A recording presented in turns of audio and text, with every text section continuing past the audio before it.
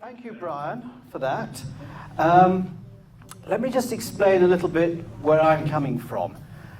My name's Justin Walker, and I first got an inkling that things were not quite right back in 1973. I was going back to school, and my uncle, who was a director of the Bank of England, said, would you like to come on the train with me and have breakfast with me in the Pullman? Well, obviously you're not going to refuse that, are you? And my uncle, nice chap, really great chap, was a steam enthusiast. He was a railway enthusiast, and I have to say the bug's on me as well. I'm a steam railway enthusiast, so I'm an anorak. I've come out of the closet. And, well, he and I were discussing the LMS, the London Midland Scottish Railway, and how when he was a child travelling down that line, what engines he would see, this, that, and the other. And suddenly he stopped dead in conversation. He said, what are you going to do when you leave school? So I said, well, I'll probably try and go in the army and probably the family business. I don't know. He said, right, I'm going to give you 2 things to remember to take through life with you. First of all, never believe anything you read in the press because we control it. And secondly, never ever believe a politician when they say they can do something because they can't unless we say they can. Now, I was only 17 at the time. I wished I'd asked him who we were. Who the we was. But he was a director of the Bank of England, so I think you can probably guess that he knew that above our elected representatives there are people who can pull strings and decide global agendas. And of course, after that episode, I became involved in the Green Party. And from the Green Party, I met a guy called Aurelio Pecci. Now, Aurelio Pecci was, I believe, the president of Fiat, but he was also a co-founder of the Club of Rome. And of course, they're the people who decided that we're running out of the world's resources are diminishing rapidly, and also they came up with man-made global warming amongst all their wheezes. And I was actually offered a job to go and work for the Club of Rome as a researcher. I declined it at the time because I had a new girlfriend, I just joined the Territorial Army and various other things, and I was quite happy with life in this country, so I didn't actually take up the offer. But I did become, I suppose, a high profile in the Green Party because I was co-opted onto party council, I was elected onto the party council, and I stood for the general election. I stood twice for the general election. Actually, the second time was brilliant. I actually beat the leader of a national political party. I beat him into 5th place. I came 4th. I beat the leader of the Natural Law Party, or as I used to call them, the Yogi Bear Flying Club. But anyway, I mean, that's something to put on your CV. You've beaten, at an election, you've beaten the leader of a national party. So there we go.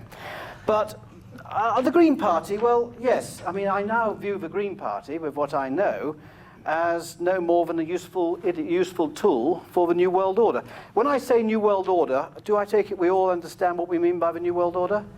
There's nobody here who suddenly says, what the hell's the New World Order? No? Okay, so we're looking, as I said, I've got myself embraced in politics. I stood at the hustings, I stood as a candidate, and I answered questions on acid rain and legalizing cannabis. That was something that we went into.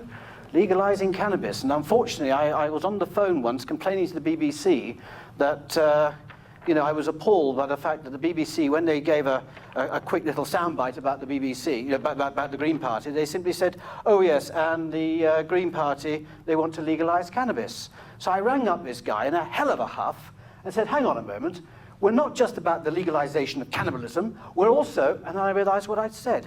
And it's taught me a very good lesson. He burst out laughing, I burst out laughing, I was crying with laughter, so was he, at the other end of the line. And the next time we had the news slot, he gave us 2.5 minutes worth of all our policies. So I've actually taken that as a very good lesson. If you're going to fall out with somebody, fall out whilst you're laughing with him or her, and use humor. Humor is a wonderful way to get your way, Anyway, yeah. So anyway, as I said, I involved myself in politics. Belonging to the Green Party, the one thing I knew, I wasn't going to be elected. I think I got 15% of the vote once in a local election between four contenders, so that was quite good. But I realized very quickly that we were living in a culture of people not wanting to answer questions.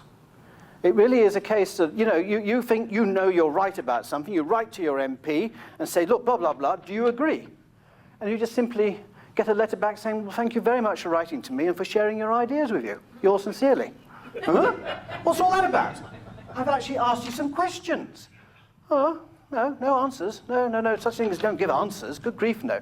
So I started to get a bit suspicious about the way, politicians seem to be in fear of somebody above them. They don't want to answer your questions. They don't want to sort of be seen to be being sensible and applying common sense.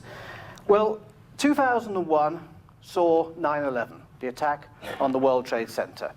And like everybody else, for the first few days, I actually thought that, yes, Arabs, terrorists, had hijacked planes, had flown them into the Twin Towers, and that what we were seeing was an attack by Islam on Western democracy. So I believed it like everybody else. Luckily for me, I had some friends who were a bit more open-minded and could see things were not right from the word go. And I can remember I was rung up by a guy called Gilali Benoit, who was a professor, and he said, hang on a moment, no steel frame building anywhere in the world has ever collapsed because of fire. He's an architect. And that made me start thinking. And then David Icke and one or two others started saying, well, hang on a moment, this is completely not right. So I became involved with the 9/11 Truth Movement. And we got a very, very good video, DVD, called In Plain Sight. And I was given a copy by David Icke, and he said, show that to the politicians, and that will make them realize that we are living a lie, that the war on terror is no more than an inside job and a lie.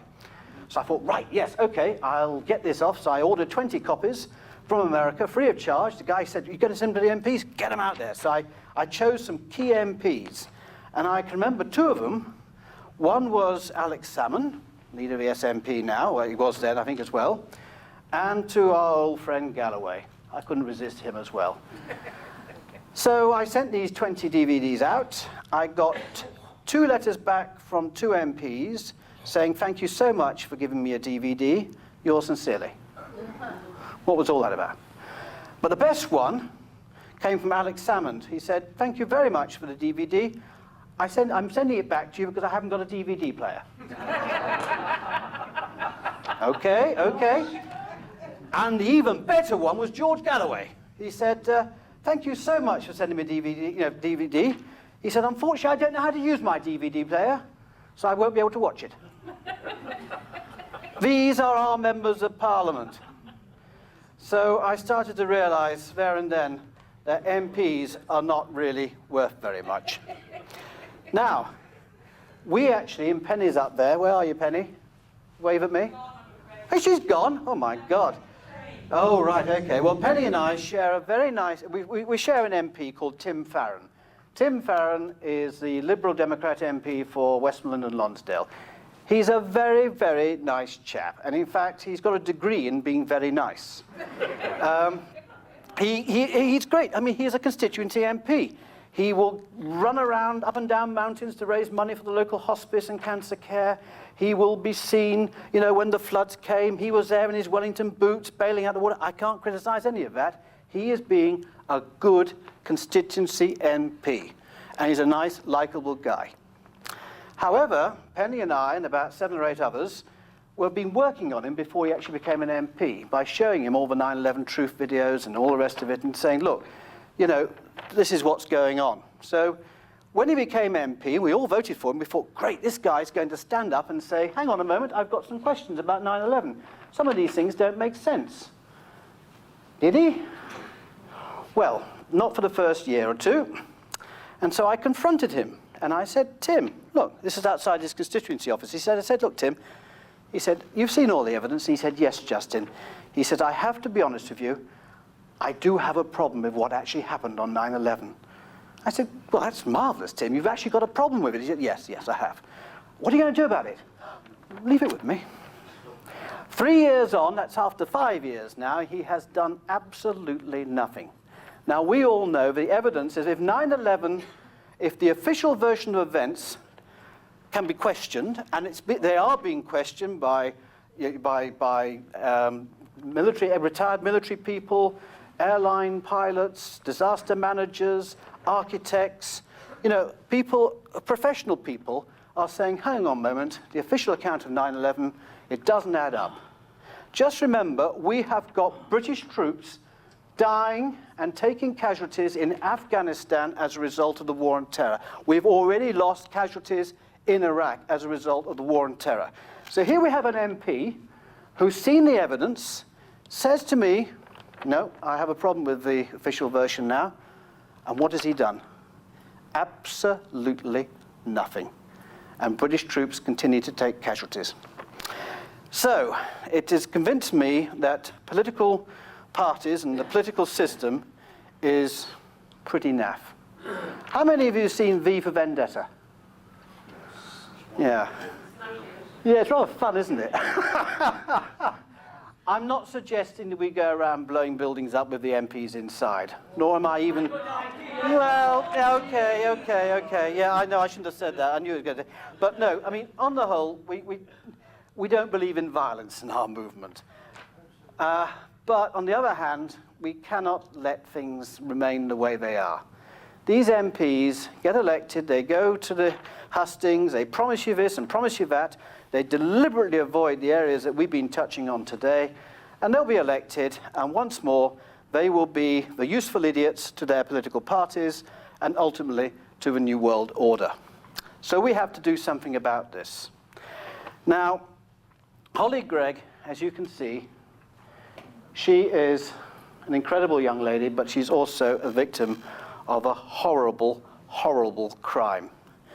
And the one thing that we are finding in the truth movement, and you've got David Icke, Brian, and many others, is that up above, amongst our elected elite, amongst the people we elect to look after our affairs, people we actually trust, well, we're now finding that some of them are paedophiles, and a lot more are protecting those paedophiles by not going public on it. And, well, there's satanic abuse as well, and I think what Holly has done, and Anne, her mother, have done, is they've started to open a hell of a can of worms. Now, there is a very good book called The Bloodless Revolution by Vernon Coleman. Has anyone read it? A few people. I urge you to get it. Because the one thing that Vernon says, we don't want political parties. Let's have independents elected to go and serve us. Let's have people who really appreciate the fact they are there to serve you who put them there, who have no preconceived, they're not part of an elected hierarchy in a political party where you have a guy at the top with a big ego, and then you've got all the usual, you've got the party whip's office, putting the fear of God, if you vote differently to the way the rest of us are going to vote, well, I've got things about you. You went for a walk in the Hyde Park in your dirty raincoat and you met somebody. We've got the pictures. Now, would Fleet Street like them? I'm not suggesting all the MPs have got things on them, but certainly the whip system is, they rule the MPs by fear. Now, is that right in a democracy? Of course it's not right. So we have got to somehow overturn this system of political parties and have decent, honest people elected to Parliament, elected on our behalf with independent minds who will debate in the chamber, not already arrived at how they're going to debate, actually debate in the chamber and then vote and be totally accountable and transparent to the way they operate. Now, I believe that Anne and Holly Gregg have provided us with the key to get rid of the political party system. So what we have come up with, we've got a new website. Now, I don't expect all of you to remember this now, but it will be on all the major websites. It will be on the UK Columns website. It'll be on David Icke's website. It'll be on many others. And it's www.hollydemandsjustice.org. hollydemandsjustice.org. Now, we only put this together this week, actually. I've got a group of friends in what we call the Whole Truth Coalition. We've sort of going to help get it organized, but we can't do it on our own. We're going to need lots of volunteers. Because one of the things we're going to do, there are 643, 46 constituencies in the country. We want to make sure that in every single constituency, there is a person prepared to be a contact point for people to ring up and say, yes, we'll come along to the local public meetings at the general election, we'll write letters to the local paper, we'll get on the local radio stations, we will challenge the candidates. What are you going to do about Anne and Holly Gregg? We will actually go up to the MPs and say, right, I've got a letter here, I want you to sign it, stating that if elected, you will actively seek justice for Holly Gregg. Okay? We're going to shake the tree so bloody violently, every single bloody MP is going to come out of it. And we're going to replace them with good people. Because this is the test. When people wake up to find out that they've got paedophiles, and more importantly, protectors of paedophiles, not only in the Scottish Parliament, but also in Westminster. And there's also, as I said, the Dunblane massacre. We've got links there which are going to reverberate. And there are, well, shall we say that there is evidence to suggest that very senior political people in Westminster know of these paedophile activities and are doing their best to stop the truth from getting out. Now, you just imagine how explosive that's going to be when that gets out. Now, the mainstream media don't want to know at the moment. But you see, I actually work for a local newspaper, a regional newspaper, and I happen to know that more people now are getting their news from the internet. And there are hundreds of sites out there, local community sites representing villages, communities within a city, towns, whatever, that don't have gatekeepers watching over them. They don't have people with preconceived agendas. They just want to report news. But most importantly, they're decent people. So if they get a story like this, they're going to put it up. So we have the ability now to get this story out to the whole electorate. And this is a little secret, this is a little trick I want you to tell people to do. When you vote, I'm not telling you how to vote. I might suggest you might not want to vote for Labour, Conservative, or the Liberal Democrats, because they're the three big parties that obviously give us an EU superstate, they work in cahoots, etc., etc., etc. But I'm not going to tell you how to vote. But I'm going to tell you a little trick that I know works. When you go into the ballot box, ballot paper, the ballot booth, put your X by the candidate you want to vote for. That's fine. But then write on the ballot paper, justice for Holly Gregg. Now, when the people... Sorry? Now, I'm going to come on to that. When the people are counting it, they will see the letters, you've written something on it, and it will immediately be cast as a spoilt ballot paper. But all the spoilt ballot papers are put into one big pile. And then the election returning officer and the candidates and their agents will go through every single one of those papers, and they will judge whether it can be allowed. Now, if you've put your X alongside the candidate you want, but then written across it, justice for Holly Gregg, it will be allowed. I've seen this. Can we also put the website underneath as well, so they can actually have a look at the website? You can, but I think you'll find just the word Holly Gregg will be enough to really make them think. I wouldn't spend too much time. You really want it to stand out. Okay. Justice Holly Gregg. Justice for Holly Gregg. And the MP, well, the candidates will all know then that the people want the truth out. So this is an initiative that I believe is going to blow apart British politics. And I think it's going to bring a lot more people to our ranks who will then start to search for the truth in other areas. We've already touched on banking, the attack on our health, the war on terror, man-made global warming, well, we all know what a scam that is, and of course the EU superstate and the taking away of our sovereignty. So I believe that Anne and Holly Gregg, if we really push their cause, we can change British politics forever. Thank you very much.